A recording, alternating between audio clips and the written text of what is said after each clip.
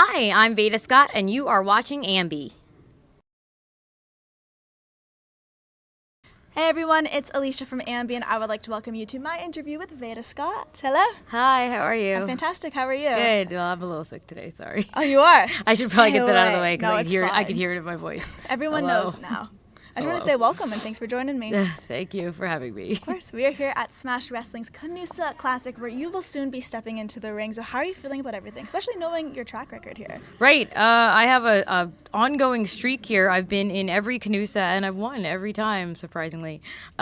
So yeah, no, it's a streak. Hoping to keep it going tonight. Well, before this, I saw that you were across the pond and it looked like you had an absolutely amazing time and you met so many cute dogs. Yeah. So many dog photos. How was it? It was great. I'm actually immediately after my match tonight getting on a plane because I have to go back to England because I wrestle in Newcastle tomorrow. Wow. So it's apparently really great because I keep going back.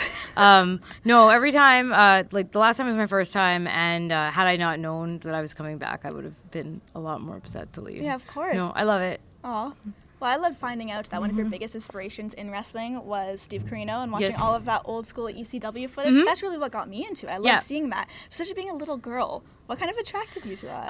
Well, I'm from the Philadelphia area, so that's kind of the wrestling that was around on TV. Not necessarily like cable TV, but like late night syndicated TV. The commercials would be on all the time, and then the syndicated shows would be on all the time. And like late night local TV programming was a lot of not just ECW, but other like local wrestling, independent wrestling federations were a lot of that same talent. So in the Philly area, that's what you had. You had WCW, WWF, and that. I remember watching wrestle for the first time. I was actually at Smash Wrestling CANUSA last year, and something caught my eye that you sent out, which was getting dressed is the best part of the day. And I remember seeing you. You had such a cool plaid outfit on. But I was wondering what kind of got you into fashion. What made you love it so much? I love vintage fashion. I sew as well, but it's mostly at this point just like modifying a lot of vintage stuff to fit me. I love textiles. I love fabrics. I love just different patterns. So to me, it's a very tactile thing, fashion. Like I love the way different fabrics feel, not just the look. That's cool. So I like to play around with that a lot, different just textures and feels to what I'm wearing. Again, not today. I feel like I'm not wearing anything that matches up to what I'm saying. Sometimes you just want to be comfy. But yeah, no, I do. I love clothes. Well, seeing that you mentioned vintage shopping there, do you try to work that in when you're on the road a lot? Oh, yeah, absolutely. I mean, yeah, time is an issue. Like sometimes I'll just get to a town, wrestle, and then leave immediately. But if there's any time to go to like a vintage shop, antique shops, thrift stores, anything like that, like I always do, consignment stores, England's great for that, or for charity shops. What's one of the best pieces you've taken away from it? Oh, gosh.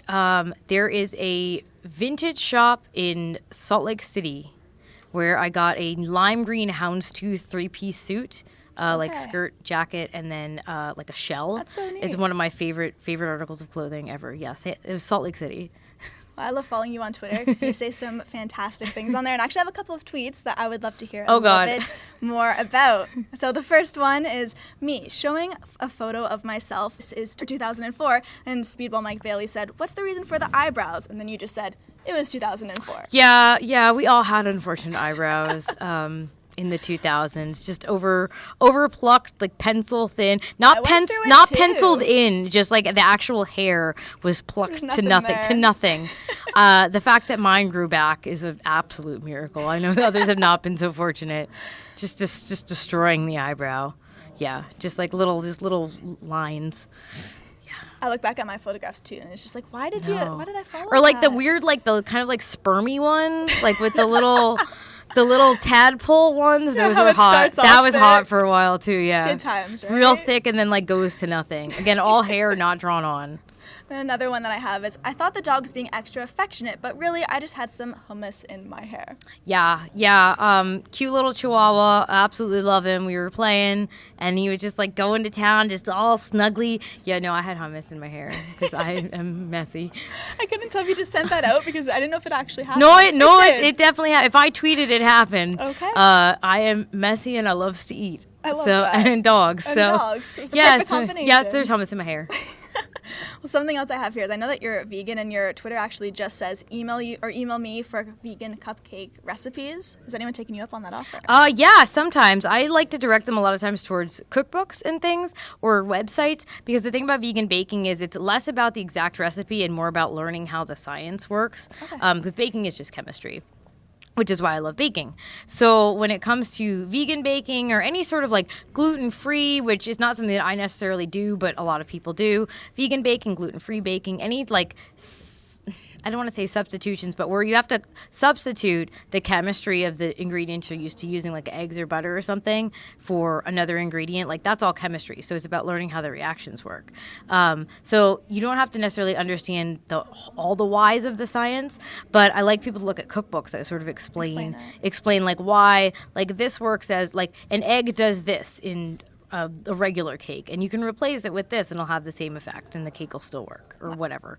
I've interviewed a lot of wrestlers who are vegan, and they've told me they've had issues on the road finding food, and a lot of the time they have to pack things with them. So how do you find that, especially when you're traveling abroad? So actually right now I would actually classify myself closer to vegetarian. Okay. I keep vegan totally at home. Sometimes when I'm traveling though, I will occasionally have something that's not totally vegan, and a lot of it is because of the traveling issue. I found in England it's easier. It's a lot easier. There's a lot more vegans, and a lot of English wrestlers are vegan.